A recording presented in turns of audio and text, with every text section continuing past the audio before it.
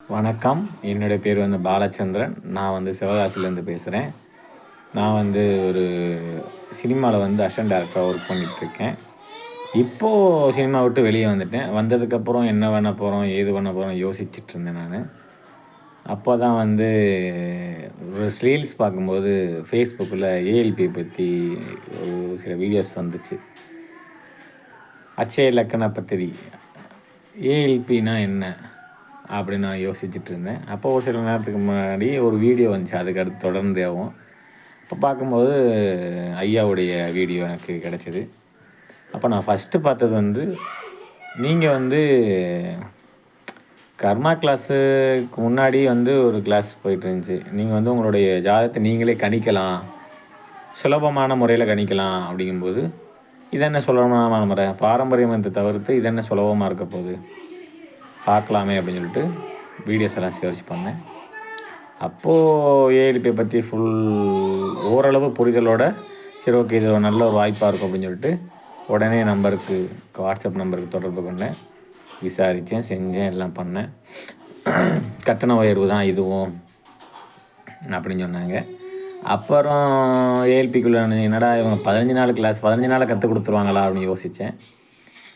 15 நாளில் கற்றுக் கொடுத்துருவாங்களான்னு யோசிக்கும்போது ஓகே இது நல்லா இருக்கே, 15 நாளில் ஜாதக முறை எல்லாத்தையும் கற்றுக் கொடுத்துருவாங்கன்னா அப்போ ஓகே தான், 15 நாளில் கற்றுக்கிட்டோம்னா நம்ம அடுத்த இதை நம்ம பார்க்கலாம் அப்படின்னு சொல்லிட்டு யோசிக்கும்போது தான் இப்போ ஆஃபீஸில் கேட்டேன்.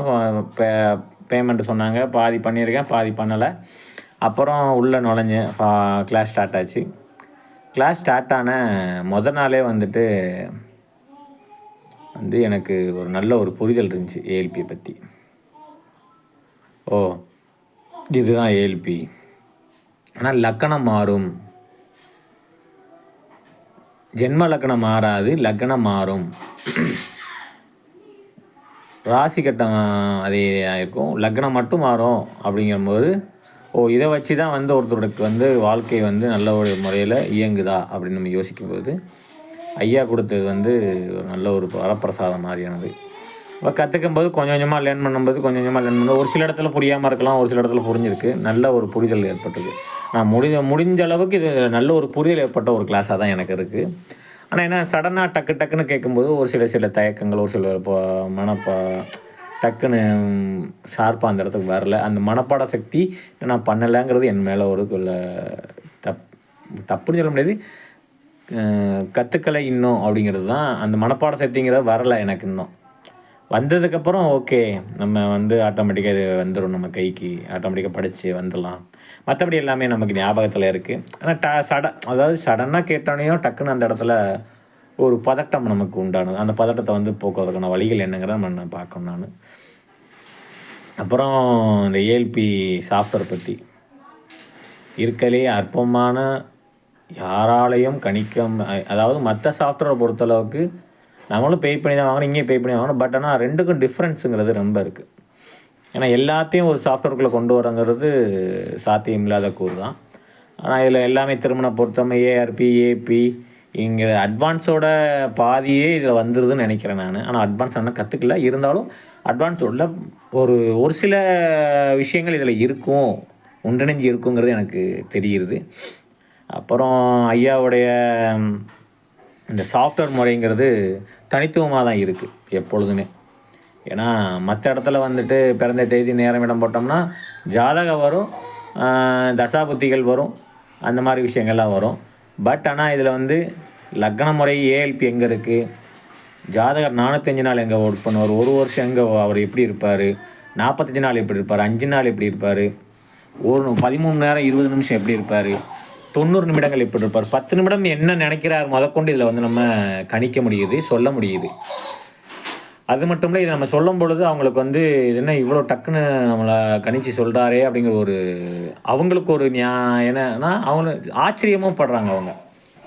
நமக்கு இது ஒரு நல்ல ஒரு வரப்பிரசாதத்தை கொடுத்துருக்க பொடுவந்தி ஐயாவுக்கு நான் முதல்ல இது பண்ணிக்கிறேன், நன்றி தெரிவிச்சுக்கிறேன். ஏன்னா இந்த ஏஎல்பி அவ்வளோ ஒரு அற்புதமான விஷயமாக தான் நான் பார்க்குறேன். சாஃப்ட்வேரும் சரி, இந்த பாடம் கற்றுக்கிட்டதும் சரி.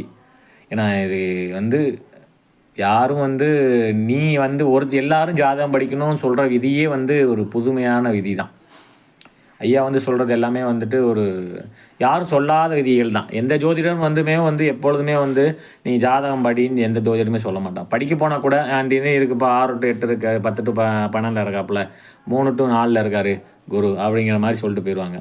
ஆனால் ஒவ்வொருத்தரும் அதோட விலாவரியான தீர்க்கமான எல்லா விஷயங்களும் தெரியணுங்கிறதுக்காண்டி இந்த இடத்துல இருந்தால் இப்படி, இந்த இடத்துல இருந்தால் இப்படி, 8ல் இருந்தால் இந்த மாதிரி விஷயம், 6ல் இருந்தால் இந்த மாதிரி விஷயம், உனக்கு முன்னக்கூடி நடக்க போகிற விஷயங்கள் நான் சொல்கிறேன் அப்படிங்கிற மாதிரி எல்லாத்தையும் சொல்கிறாங்க ஐயா.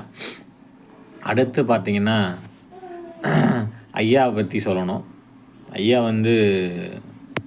உண்மையிலேயே நான் ஐயான்னு சொல்ல மாட்டேன், எனக்கு ஒரு மிகப்பெரிய ஆசான் அவங்க. ஏன்னா ஆசான் என்றைக்குமே ஐயான்னு சொல்கிறோன்னா நமக்கு இவருக்கு நல்லா இருக்கணும்னு நினைப்பாங்க, அவ்வளோதான். எல்லோரும் நல்லா இருக்குன்னு சொல்கிறது ஆசான் மட்டும்தான். எல்லோரும் நல்லா படித்து நல்ல ஒரு நிலைக்கு வரணும், எல்லாருமே ஜோதிடம் கற்றுக்கணுங்கிறது ஆசானால் மட்டும்தான் சொல்ல முடியும். நான் எப்பொழுதுமே உதவிடுமதி ஐயா ஆசானாக தான் பார்க்குறேன், ஐயாவாக பார்க்கல. ஏன்னா நான் ஒரு 4 நாளைக்கு முன்னாடி சாஃப்ட்வேர் அப்டேட் பண்ணும்போது கூட கால் பண்ணி யாரும் எடுப்பாங்கன்னு நினச்சேன். ஆனால் எனக்கு ஆசானை எடுத்தார். ஆசானை எடுக்கும் போது உங்கள்கிட்ட பேச கிடைச்ச நேரம் எனக்கு மிகப்பெரிய பாக்கியமான நேரம். சாஃப்ட்வேர் இந்த மாதிரி ஒர்க் ஆகலைன்னு, கண்டிப்பாக இதை பேசுகிறேன், நான் சொல்கிறேன் அப்படின்னு சொல்லி சொன்னார்.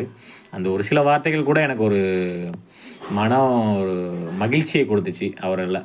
இன்னொன்று என்னென்னா, இந்த சாஃப்ட்வேரை பொறுத்தளவு ஐயாவை பொறுத்தளவுக்கு என்ன சொல்லணும்னா, வீட்டுக்கு ஒரு ஜோதிடர் அது என்றைக்குமே ஐயாவுக்கு வேணும். ஐயா ஆசைப்படுறாரு. உணர்த்துவதும் ஐயாவோட சித்தாந்தம். இந்த சித்தாந்தத்தில் எல்லாருமே உணர்றாங்களா அப்படிங்கிறது தெரியல. ஆனால் நான் உணர்ந்திருக்கேன். இந்த கிளாஸ் படித்ததுலேருந்து இது இப்படித்தான் பண்ணணும், இந்த மாதிரி தான் இருக்கணும், இந்த மாதிரி விஷயங்கள்லாம் பண்ணணும், இப்படி இந்த இடத்துல இருந்தால் தான் நமக்கு நல்லது, இந்த இடத்துல அவங்களுக்கு நம்ம விட்டு கொடுத்தா தான் அவங்களுக்கும் நமக்கும் நல்லது அப்படிங்கிறத நம்ம புரிதலோடு இருக்கிறோம். அடுத்து பார்த்திங்கன்னா ஐயா சொல்லுவார் அடிக்கொருக்க, அதுவாக காலகட்டங்கள் அதுவாக நகருது, நம்ம எதுக்கு கோவப்படணும், ஏன் கோவப்படணும், அது பாட்டுக்கு அது நடந்ததே தான் தீரும் அப்படின்னு ஒரு நெருக்கு விதி. ஆனால் அந்த இடத்துல நீ இப்படி இருந்துக்கோ, இந்த மாதிரி இருந்துக்கோ, கோவப்படாத, இந்த இடத்துல நீ கோவப்படுவ அப்படிங்கிறத நம்ம தெளிவாக கற்றுக்கிற அளவுக்கு ஏழ்கை கொடுத்துருக்குறாரு. அதனால் ஐயாவுக்கு மேலே மிகப்பெரிய நன்றியை சொல்லிக்கிறேன். ஐயாவுக்கு நான் ஒரு வணக்கத்தையும் பணிவான வணக்கங்களையும் சொல்லிக்கிறேன் ஆசானுக்கு.